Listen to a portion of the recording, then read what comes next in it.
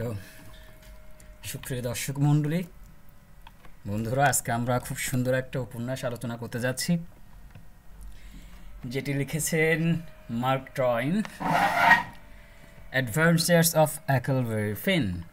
এটা আমরা জানি, এর আগে আরও একটা অ্যাডভেঞ্চার আছে, কিন্তু আমরা এটা প্রথমত আজকে আমরা এটা আলোচনা করব, ওটা আগে আলোচনা করা হয়েছে। তো এই যে উপন্যাসটি অ্যাডভেঞ্চার অফ হ্যাকেলবেরি ফিন, এটা লিখেছেন আমাদের মার্ক ট্রয়েন। এটা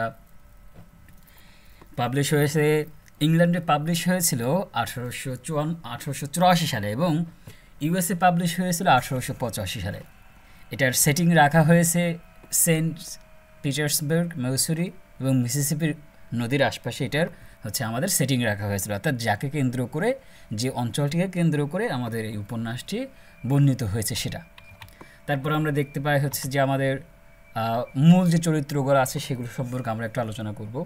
প্রথমত আমরা যে চরিত্রটা সব থেকে বেশি গুরুত্বপূর্ণ চরিত্র, যেটাকে মেইন প্রোটাগনিস্ট বলা হবে, সেটা হচ্ছে আমাদের হাক। এই হাকের পরবর্তী যে হাক হচ্ছে এই যে উপন্যাসটির মূল চরিত্র হচ্ছে আমাদের হাক, যার পুরো নাম আছে হ্যাকেলবেরি ফিন। এখানে আমরা তারপরে দেখতে পাবো জিম হচ্ছে স্লেভ অফ মিস অটসন, অটসনের হচ্ছে স্লেভ আমাদের জিম।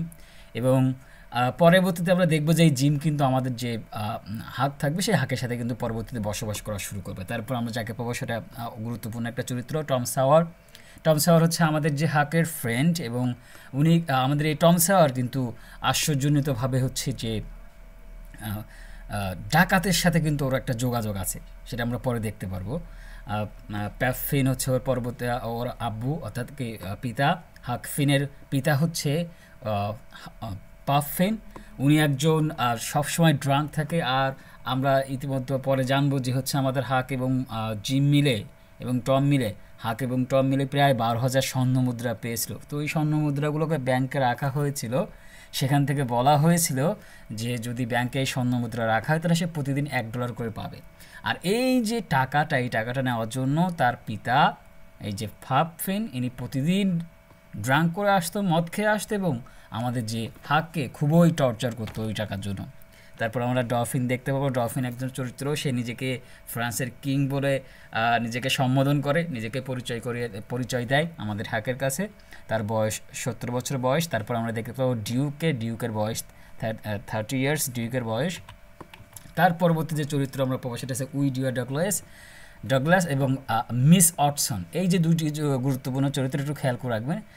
এই দুইজন চরিত্র, এখানে আমাদের উইডিও ডগলাস এনারা দুইজন আমাদের ফুপা সম্পর্কিত হয় আর কি, আমাদের যে চরিত্র হাক তার মূলত আর কি। তো এই যে এনারা দুইজন, বিশেষ করে আমাদের উইডিও ডগলাস খুবই চরিত্রবান ছিলেন, খুবই একজন মায়াবতী, একজন রিলিজিয়াস পার্সন ছিলেন আর কি। তার সাথে তার যে নিজের বোন মিস অটসনও থাকতো। মিস অটসন তার ছিল উল্টা, অর্থাৎ তিনিও ধর্মীয়, কিন্তু ধর্মীয় দিক নির্দেশনা মেনে চলে, কিন্তু এই যে দুইজনের কাছে আমাদের হাককে দত্তক হিসেবে রাখা হয়েছিল। তো এনারা দুইজন, বিশেষ করে মিস অটসন খুবই কন্ট্রোলিংয়ের মধ্যে রাখতো, খুবই নিয়মকানুন ফলো করাতো আমাদের হাককে আর কি, তাকে সিভিলাইজ করার জন্য তাদের কাছে রেখেছিল। সেখানে আমাদের হাককে অনেক রকম কঠিন যে সমস্ত নিয়ম, সেই সমস্ত নিয়মগুলো করে মেনে চলতে হতো। তারপর আমরা দেখতে পাবো পিটার উইলকিস, একজন প্রতিবেশী আমাদের, যে আমরা দেখতে পাবো তিনি মৃত্যুবরণ করার পরে তিনি বলে গিয়েছিলেন যে আমার দুইটা ভাই ইংল্যান্ড থেকে তারা বসবাস করতেছে, তারা ইংল্যান্ড থেকে আসলে আমার এই যত জমি জায়গা সম্পত্তি যা আছে সব কিছুর মালিক তারা হবে। তারপর আমরা দেখতে পাই যে সিলাস ফিলিপস এবং সেলি ফিলিপস, এই দুজন আমাদের যে টম সয়ার ছিল, আমাদের টম সয়ার যে বন্ধু, আমাদের যে হাকের বন্ধু টম সয়ার, তার চাচা এবং চাচি আমাদের এই যে সাইলাস ফিলিপস এবং সেলি ফিলিপস। আমরা দেখতে পাবো যে পরবর্তীতে আমাদের টম এবং জিম এবং আমাদের হাক এই বাসায়, এনাদের বাসায় কিন্তু লকিং অবস্থায় থাকবে, আমরা দেখতে পাবো পরে আর কি। তো তারপর আমরা সামারি এখান থেকে শুরু করি। প্রথমে আমরা দেখতে পাবো যে প্রথমত বলা হয়েছে যে আমাদের যে ফিনের, আমাদের হাকের পিতা, উনি কিন্তু খুবই ড্রাঙ্ক থাকতো, খুবই গরিব কিন্তু মদ খেতে আবার কম করে না, প্রচুর পরিমাণে মদ খায়, এবং গরিব মানুষ টাকা থাকে না, টাকার জন্য আমাদের টমকে কিন্তু প্রচুর ঝামেলা করে আর কি, টর্চার করে। তো ওই সময় আমরা দেখতে পাই যে টমের যে বন্ধু, তার নাম হচ্ছে টম সয়ার, সে একজন মিডিল ক্লাস একজন ছেলে। সে এবং আমাদের হাক এবং এই টম সয়ারের দুজন মিলে কিন্তু 12,000 প্রায় গোল্ড কয়েন পেয়েছিল। তো এটা যখন জানাজানি হলো, এটা হচ্ছে যে সমস্ত ওই অঞ্চলে যে সমস্ত ডাকাতরা ছিল তাদের কাছ থেকে কিন্তু এরা পেয়েছিল, অ্যাডভান্সারাস করে এটা অর্জন করেছিল। তো সেই টাকা নিয়ে জাস্ট ওদের দুজনের মধ্যে ভাগ করে দিয়ে বললো যে তোমরা এই টাকাগুলো ব্যাংকের মধ্যে রেখে দাও, দিলে আমি তোমাদেরকে প্রতিদিন $1 করে এখান থেকে কী বলে যে ইনভেস্ট পাওয়া যাবে আর কি। তো ঠিক আছে, তারপর আমরা এখান থেকে দেখতে পাই যে হচ্ছে সেখানে আমাদের যে হাককে এবং আমাদের টম, এরা দুইজন হচ্ছে ওর পিতামাতার যে টর্চার সেখান থেকে সহ্য না করতে পেরে আমরা ওইখান থেকে দেখতে পাই যে তার যে ফুপা ডগলাস এবং যে আমাদের ওয়াটসন, এই দুইজনের তত্ত্বাবধানে থাকতে শুরু করে। সেখানে তারা দুইজন যদিও খুবই ধার্মিক ছিল, তারপরেও সেখানে অনেকগুলো রুলস আমাদেরকে কিন্তু ফলো করতে হতো। সেখানে হচ্ছে আমাদের হাককে পরিষ্কার পরিচ্ছন্ন থাকতে হতো, রেগুলার স্কুলে যেতে হতো, কিন্তু চার্চে যেতে হতো। কিন্তু আমাদের হাক ছিল উগ্র স্বভাবের, সে হচ্ছে কখনো এটা কোনো সময় পছন্দ করতো না, বরঞ্চ সেইটা পছন্দ করতো যে আমি এখান থেকে ছেড়ে চলে যাব আর পরবর্তীতে আমাদের ডাকাত দলের যে পার্টি সেখানে যুক্ত হব। তো এই এই এই কথা যে বন্ধু টম স্যার তার কাছে বলা হয়, তার কাছে বললে টম স্যার প্রথমতই বলে যে প্রথমে আগে তুমি হচ্ছে নিজেকে আগে একজন সিভিলাইজ মানুষ তৈরি করো, তারপরে তোমাকে ডাকাত হতে গেলেও একজন সিভিলাইজ হতে হবে। তো তারপর আমাদের টম স্যার সেট ওইটা তাকে বলেছিল যে প্রথমত তুমি হচ্ছে নিজেকে আগে সিভিলাইজ করো, তারপরে তুমি আমাদের সাথে যোগাযোগ করো আর কি। তো তারপর থেকে আমাদের হাকালবেরফিন উনি হচ্ছে নিয়মকানুনগুলো মানা শুরু করলো। নিয়মকানুনগুলো মানা শুরু করার পরে আমরা দেখতে পাই যে হচ্ছে এখান থেকে তার পিতা, অর্থাৎ ওইখানে যে মিসেস ওয়াটসন এবং যে ডগলাসের বাসায় থাকতো, সেখানে নিয়মকানুনগুলো ফলো করতে করতে, নিয়মকানুনগুলো অনুসরণ করতে করতে সে নিয়মকানুনগুলোকে ভালোবাসা শুরু করলো আর কি। তারপরে হঠাৎ করে একদিন আমরা দেখি যে হচ্ছে আমাদের যেখানে ও থাকে সেখানে ওর পিতা অর্থাৎ প্যাপফিন সেখানে গেল যে ওকে নিয়ে আসবে বলে। কিন্তু যে চার্চ এবং যে ব্যাংক তারা বললো যে না, ওকে নিয়ে যাওয়া যাবে না, যদি নিয়ে যাওয়া হয় তাহলে আমরা ওকে আর সোশ্যালাইজ করতে পারবো না, সিভিলাইজ করতে পারবো না। তার পিতা মানতে রাজি না। তারপরেও তার পিতা বললো যে ঠিক আছে নিয়ে যাচ্ছি না, কিন্তু হঠাৎ করে রাত্রে এসে হাককে ডেকে হাককে অচেতন করে অজ্ঞান করে মিসিসিপি রিভারের নিকটবর্তী কিন্তু একটা জায়গায় নিয়ে চলে গেল। সেখানে যেয়ে ওকে লক করে রেখে দিল।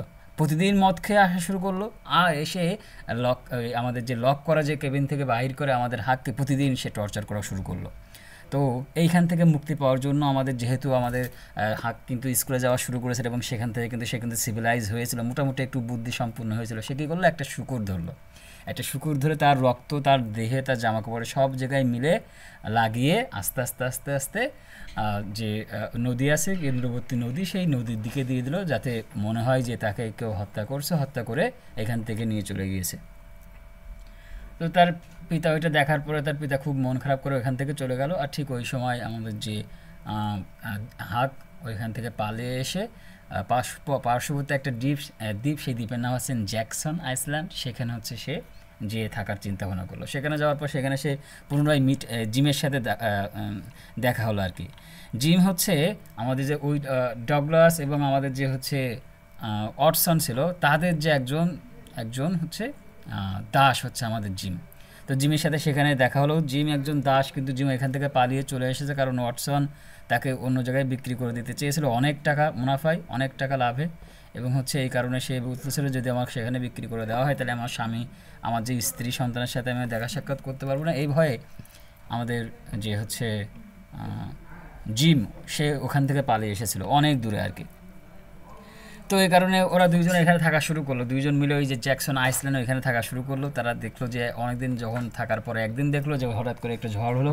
ঝড় হওয়ার কারণে, যেহেতু গল্পটা এইভাবে আগাচ্ছে সেইভাবে দেখতে হবে আর কি, ঝড় হওয়ার কারণে সেখানে হচ্ছে একটা বোট চলে আসলো, ছোট একটা বোট এবং সাথে একটা ঘর সেই নদীতে ভাসতে ভাসতে আসলো। তো ঘরের ভেতরে একটা মরদেহ ছিল, কিন্তু তারা মরদেহের দিকে না তাকে ওইখান থেকে যে সমস্ত জিনিসপত্র যেগুলো নেওয়া যায় সেইগুলো নিয়ে ওরা হচ্ছে চলে আসলো। আর ওই যে সেই ঘরটা ওরা ছেড়ে দিল, ঘরের ভিতরে যে লাশ, সেই লাশ সহ ঘরটা চলে গেল। আর ওরা দুজন এখান থেকে যতগুলো জিনিসপত্র নেওয়া যায় সেইগুলো নিয়ে ওইখানে সুখে থাকা শুরু করলো আর কি। তো তো এখানে যে ছোট একটা বোট ছিল সেই বোটটা হচ্ছে তাদের কাছে রেখেছিল।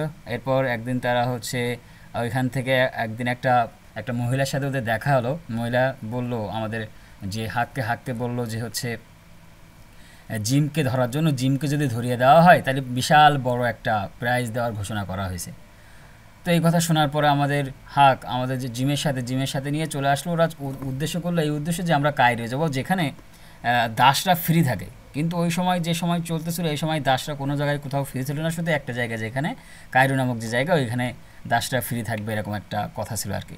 তো ওরা ওইখান থেকে ওহিও হয়ে কায়রোতে যাওয়ার জন্য ওদের যে বোট সেই বোটটা নিয়ে বাইর হলো। কিন্তু মাঝখানে একটা অ্যাক্সিডেন্ট হয় অন্য আর একটা বোটের সাথে, যার কারণে তাদের এটা ভেঙে যায় এবং আমাদের যে ওইখানে ডুবে যায়। আর হচ্ছে জিম থেকেও হচ্ছে পৃথক হয়ে যায়। তো পরবর্তীতে নদীর ধারে উঠে একটা পরিবার, সে একটা পরিবারের কাছে একটা পরিবার তাকে দত্তক নেয়। সেই দত্তক নেওয়া ফ্যামিলির নাম হচ্ছে আমাদের গাঙ্গারফোর্ড হচ্ছে পরিবার। সেই ফ্যামিলির ভেতরে বসবাস করা শুরু করলো, কিন্তু সে জিম সম্পর্কে কোনো কিছুই জানে না। কিন্তু এতটুকু ভেবেছিল যে জিম, আমি যেহেতু এই পর্যন্ত এসেছি তার মানে জিমও এই পর্যন্ত আসতে পারে, এদিকে থাকতে বা আশেপাশেই থাকতে পারে। তো একদিন ওই যে গ্যাঙ্গারফুড যে পরিবার আর এই যে আমাদের যে শেফার্ডসন যে পরিবার, এই দুই ফ্যামিলির মধ্যে এই গ্যাঙ্গারফুডের যে ছেলে এই শেফার্ডসনদের একটা মেয়েকে নিয়ে পালিয়ে গিয়েছিল, তাই নিয়ে তাদের মধ্যে একটা ঝামেলা বেঁধে যায়। যার কারণে শেফার্ডসনের যে সমস্ত পুরুষরা ছিল তারা ফোর্ডের যতগুলো পুরুষ ছিল তাদের সবাইকে একদম হত্যা করে ফেলেছিল, শুধুমাত্র হাঁককে বাদে। হাঁক যেহেতু দত্তক নেওয়া সন্তান, এই জন্য ওকে মারে নাই, তবে ওকে পালানোর সুযোগ দিয়েছিল। ও পালিয়ে চলে আসলো। এখান থেকে এসে ও জিমকে খুঁজে পাওয়ার চেষ্টা করলো। তখন জিমের সাথে দেখা হলো, আর জিম তখন তাকে ওই যে রিপেয়ার করা, ওদের যেহেতু বোটটা নষ্ট হয়ে গেছিলো, ওই রিপেয়ার করা বোটটা পুনরায় তাকে দেখালো এবং তারা দুজন পুনরায় আবার হচ্ছে সেই যে ওই কায়রোর উদ্দেশ্যে আবার যাত্রা শুরু করার প্রতিমধ্যে তারা হচ্ছে দুইজন ব্যক্তি তাদের কাছে সাহায্য চায়। দুইজন ব্যক্তি, তাদের মধ্যে প্রথমজন তাকে কিং ডাউফিন হিসেবে উল্লেখ করা হয়েছে, যে কিনা তাকে ফ্রান্সের রাজা হিসেবে নিজেকে দাবি করে। আবার অন্য একজন যার নাম হচ্ছে ডিউ। তো তারা তিনজন একটু অপেক্ষা করার জন্য মিসিসিপি যে নদীর ধার, সেই নদীর ধারে তারা অবস্থান করলো। সেখানে যেয়ে তারা দেখতে পায় যে পিটার উইলকস নামে একজন প্রতিবেশী মারা গিয়েছে। আর সে মারা যাওয়ার পূর্বে বলেছে যে আমার দুইটা ভাই যারা অস্ট্রেলিয়ায় থাকে তারা কিন্তু আসতে পারে, তারা আসার পরে ইংল্যান্ডে থাকে, তারা ইংল্যান্ড থেকে আসার পর আমার যতগুলো সম্পত্তি আছে এই সম্পত্তির মালিক কিন্তু তারা হবে। এই বলে তিনি মারা যায়। তো হচ্ছে আমাদের এই যে ডাউফিন এবং ডিউক, এরা দুইজনে একটু ধূর্ত চরিত্রে ছিল। তারা বললো যে আমরাই তাদের ভাই, এবং তারা সেই সমস্ত সম্পত্তিকে মানে গ্রহণ করার চেষ্টা করলো আর কি। গ্রহণ করলো বলে সব কিছু কুক্ষিগত করে সেখান থেকে খাওয়া দাওয়া করা শুরু করলো, আর এরকম একটা অবস্থা। তো এইটা আমাদের টম এবং যে এরা দুইজন ওইখানে যে ওদের যে হচ্ছে ওরা দুইজন তো ছিল। টম যেহেতু আমাদের টমের সাথে বললো আর কি, টমের সাথে দেখালো, টমের যে বন্ধু, যেহেতু পাশাপাশি অঞ্চল তো দেখা হয়ে গেছে টমের সাথে। তো টমের সাথে বললো যে এই বিষয়ে যে এরা দুইজন কিন্তু অন্য জায়গা থেকে আসছে, এরা দুই ভাই না। তো হচ্ছে এটা কি করা যায়? তো ওরা বলল, এখানে বলার পরে ঠিক ওই সময় যে দুই ভাই, সেই মূলত যে আমাদের যে পিটার যে দুই ভাই, তারা ইংল্যান্ড থেকে চলে আসলো ওইখানে একটা ঝামেলা বাঁধলো। আর ঠিক ওই সময় আমরা দেখলাম যে এই যে ডিউক এবং আমাদের যে ডাউফিন, এরা দুইজন ভাবলো এই টম এবং জিম এবং এই যে আমাদের দোষের কারণে আমরা এত সুন্দর একটা জায়গা হারিয়ে ফেললাম। তো এরা জিম যেহেতু একজন সেলেব, এই জন্য আশপাশের লোকজনকে বলে দিল যে হচ্ছে জিম কিন্তু সেলেব, একাছে ওরা বিক্রি করে দেওয়ার চিন্তাভাবনা করলো। তখন ওরা রাতের আধারে ওইখান থেকে পালিয়ে আসার চেষ্টা করলো। জিম, টম এবং হচ্ছে আমাদের ওইখান থেকে পালিয়ে আসার চেষ্টা করলো। তো আমাদের যে এখানে টম ওদেরকে সাহায্য করতেছিল, কিন্তু হঠাৎ করে একটা গুলি এসে আমাদের টমের পায়ে লাগে, যার কারণে টম হচ্ছে ওইখানে অসুস্থ হয়ে পড়ে, অজ্ঞান হয়ে যায়। তো তখন এবং আমাদের জিম বলে যে হচ্ছে আমাদের যে সাহায্য করতেছিল টম, আমাদের বন্ধু, একে আমরা ফেলে যাব না। তো ওরা সবাই ধরা দেওয়ার পর ওদেরকে এই যে সালি ফেলস এবং যে হচ্ছে সাইলাস ফেলস এদের ঘরে, অর্থাৎ এই যে টমের যে চাচা চাচি, তাদের ঘরে ওদেরকে লক করে রাখা হয়। তো লক করে রাখার পরে তারা তখন বলে যে হচ্ছে, যখন বললো যে একজন দাস, ওরা চাচারা হচ্ছে সেই সময় ওইখানে যে বিচারক ছিল, তো তখন ওই বলে যে এটা একজন দাস, কিন্তু এ দাস ছিল না। আমাদের টম বলে যে দাস ছিল না, মিস অটসন বলে গেছিলো যে আমি মৃত্যুর পরে জিম আর কোনো প্রকার কোনো দাস থাকবে না। টম এই কথা বলে। এই কথা বলার পরে ওইখানে যে শাসনকর্তা ছিল সে বললো যে ঠিক আছে, তাহলে আজকে থেকে জিম ফ্রি। তো এইভাবে তখন আমাদের হাক বলে যে তাহলে ঠিক আছে তোমরা এখানে থাকো, আমি আমার আব্বার কাছে যাই, আমি আমার পিতার কাছে যাই, আমি পিতার কাছে যেয়ে সেখানে যেয়ে বসবাস করার চিন্তা ভাবনা করি। তখন আমাদের জিম ওই সময় তাকে বলে যে দেখো যেদিন আমাদের মৃত্যুর আমরা যে ঘরটা দেখেছিলাম ওই ঘরে কিন্তু ওইটা কিন্তু মূলত ঘর ছিল ঠিক আছে, কিন্তু এখানে একটা লাশ ছিল তুমি দেখছিলাম, কিন্তু তোমার দেখতে দেয় নাই, ওইটাই তোমার পিতার লাশ ছিল, তুমি খুব কষ্ট পাইতা, এই জন্য আমি তোমার বলি নাই। তো এইখানে আমাদের উপন্যাসটি শেষ হয়ে যায় মূলত। ধন্যবাদ সকলকে।